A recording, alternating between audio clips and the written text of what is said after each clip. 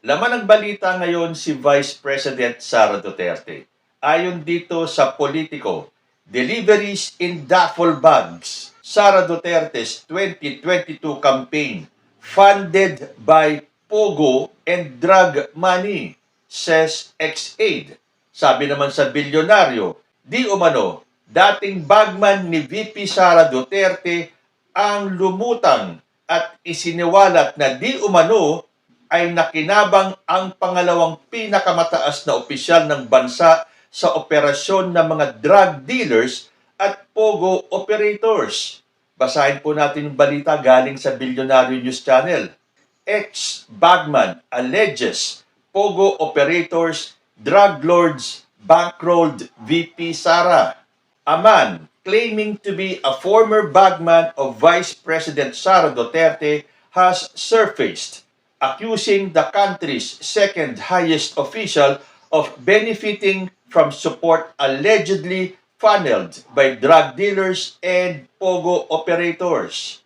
In an exclusive report in Billionaire News Channel's Politico Nightly, a sworn affidavit by Madriaga outlines what he described as years of covert involvement with the Duterte camp.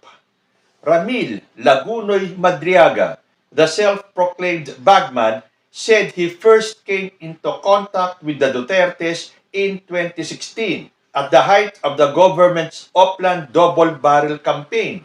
He claimed he provided intelligence for the anti-drug operation and identified himself as a former intel operative who previously worked with the National Security Council, the Presidential Security Group, and the Intelligence Service of the Armed Forces of the Philippines. Madriaga said that by 2018, he was supplying intelligence reports for what he claimed were Sara Duterte's early preparations for a supposed 2022 presidential bid.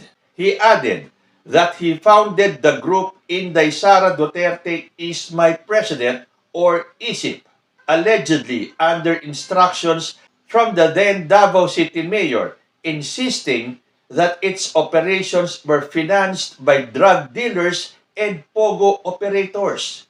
The affidavit also revives the 2018 magnetic lifter controversy.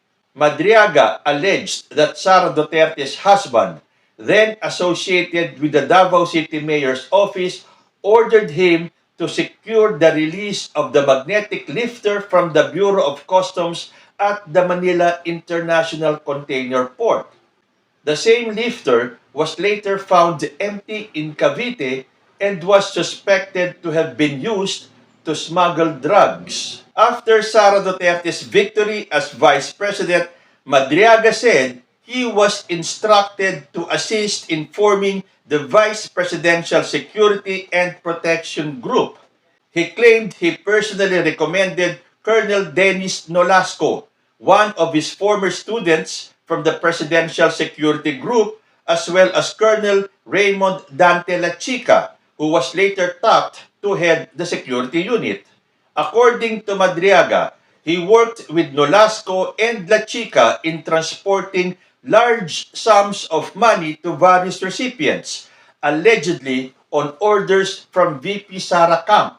He recounted delivering a duffel bag full of cash to a comedy bar along Timog Avenue in Quezon City, a venue frequented by alumni of the San Sebastian College of Law.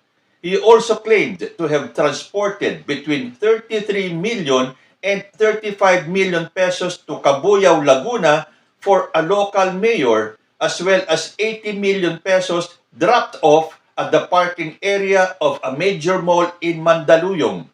Madriaga said the largest delivery took place in February of 2022 when he transported what he described as 1 billion pesos in cash loaded inside a Super Grandia. He said he picked up the vehicle at a fast food chain parking lot in Camuning, Quezon City, and later surrendered it in Muntinlupa's Katarungan Village to two men waiting for him. According to Madriaga's counsel, Attorney Raymond Palad, The affidavit was compiled from the detainee's handwritten notes produced over his visits at the BJMP facility where he is held. The sworn statement was notarized on November 29 after authorities permitted the entry of a dry seal. As of this writing, Vice President Sara Duterte and the individuals identified in the affidavit have not issued any statement regarding the allegations. So, gaano kaya katotoo itong mga balitang itong kumakalat ngayon? So, ang comment ng ating mga netizens, kaya naman pala double time ang kampo ni Sara Duterte na ibagsak si President Bongbong Marcos at iupo siya bilang presidente dahil magkakabukingan na. Pero siyempre, iko-contest yan ng kabilang kampo, sasabihin nila sinungaling itong si Madriaga. At sasabihin na naman ng mga DDS, bakit niya paniniwalaan itong si Madriaga? Samantalang yung kay Saldico, hindi niya pinaniwalaan nung dinawit niya ang pangalan ni President Bongbong Marcos sa skandalo. Ang pagkakaiba po kasi niyan, yung mga bintang ni Saldico ay hindi po under oath. Wala po siyang sinumpaang salaysay. Whereas dito kay Madriaga, meron po siyang sworn statement. So para natin pakinggan at paniwalaan itong sinasabi ni Saldico, umuwi siya rito, manumpa siya na totoo lahat ng kanyang sinasabi. Itong si Madriaga, naglakas ng loob na ipanotaryo yung kanyang salaysay. Sasabihin niyo na naman, bakit yung kay Gotesa meron namang sworn statement, hindi natin pinaniwalaan? Nasa na ba si Gotesa ngayon? Lumitaw na ba? After nung una siyang lumitaw sa hearing, na meron siyang peking sworn statement, nagpakita na ba uli si Gotesa? Hindi. So itong kay Madriaga, hihintayin natin siyang lumitaw ng personal at pakinggan ang kanyang salaysay. Pero kung totoo itong sinasabi nila tungkol kay VP Sara, ay nako, mukhang manganganib na talaga itong si VP Sara and she can kiss her presidential ambition goodbye. Basahin ko po itong sinulat ni Yayam Dizon sa kanyang Facebook page. Goodbye, presidential ambition. Kung totoo ang mga pahayag na ito, tapos na ang anumang pangarap ni Sara Duterte para sa mas mataas na posisyon.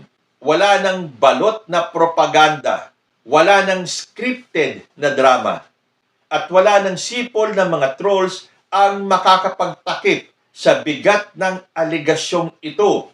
Pogo money, drug money, duffel bags of cash na iniikot sa comedy bars, parking lots, at hotel drop-offs. Para itong pelikulang mahaba ang budget, pero sobra ang kapal ng muka ng mga gumaganap. Hindi ito simpleng organizational support. Ito ay parallel groups. Ito ay nakakasulasok na larawan ng isang kampanyang pinondohan di umano ng mga grupong mismong nagpapahirap sa bayan.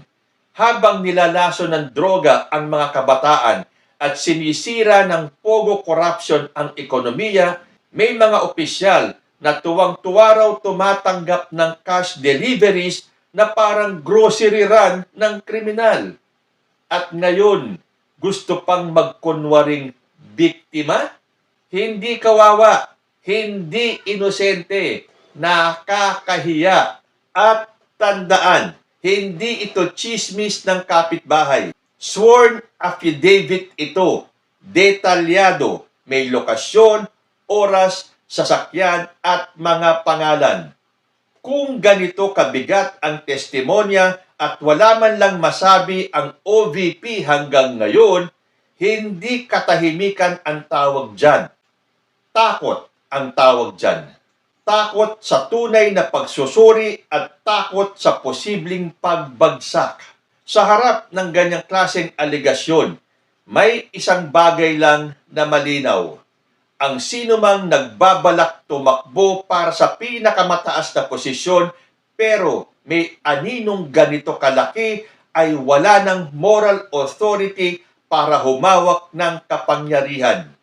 Hindi mo pwedeng sabihin mahal mo ang bayan kung mismong iligal na pera ng mga sumisira sa bayan ang bumubuhay sa ambisyon mo. Kaya kung presidential ambition ang inaasam, ito na ang dapat sabihin.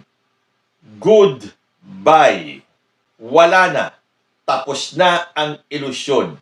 Ang Pilipinas ay sawa na sa maduming politika at hindi napapayag ang bagong Pilipinas na ang susunod na leader ay may bahid ng drug money at pogo corruption. Yan pong artikulong yan ay binasa ko galing kay Yayam Dizon. So, maniniwala ba tayo sa balitang ito? Pero siyempre, hintayin muna natin kung ano ang paliwanag ni Sara Duterte tungkol sa mga balitang ito. Basta sa ngayon, mas paniniwalaan ko tong salita ni Madriaga dahil ito ay sworn statement kesa naman kay Saldico na puro kyaw-kyaw lang. Ito kayang salaysay ni Madriaga ang tuluyan ng magpapabagsak kay Vice President Sara Duterte? Kayo po, ano ang masasabi ninyo? Naniniwala ba kayo sa balitang ito? Comment lang po down below and I will see you in my next video. Diyos ti Agnina.